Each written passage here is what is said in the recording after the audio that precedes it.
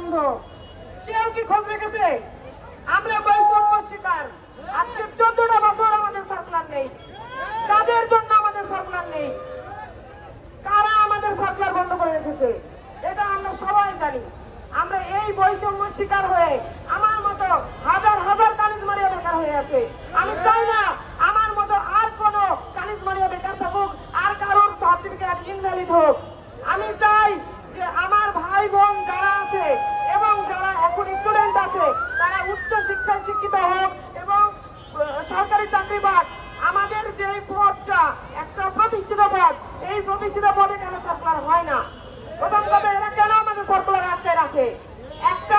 একটা নির্লজ্জ বাহিনী, একটা নির্লজ্জ লোক, তারা মানে নীল নকশা করে আমাদের সার্কুলার আটকে রেখেছে। এত স্টুডেন্ট তাদের উচ্চ শিক্ষা আটকে রেখেছে কেন? তারা জানে যে এরা ঠিক করতে পারে, ঠিক করতে পারে না। হ্যাঁ, আমি একটা কথা বলতে চাই। একটা কথা আছে, ঘামে ভিজলে ভাগ্য বদলায়, আর রক্তে ভিজলে ইতিহাস বদলায়। আমরা ঘামে ভিজতেও দেখেছি, এখন আমরা বৃষ্টিতে ভিজছি, আমরা গোসল হচ্ছি, আমাদের ভাগ্য বদলাবে। আমরা রক্তে ভিজতে রেডি, আমাদের ইতিহাস বদলাবো। আমি চাই আমাদের ভাই বোনদের উচ্চ শিক্ষা প্রতিষ্ঠিত হবে। আমি চাই আমাদের ভাই বোনদের সার্কুলার দিয়ে নিয়োগের ব্যবস্থা করা হবে এবং আমাদের এই দেশে ফ্যাসিলিটি থাকবে না।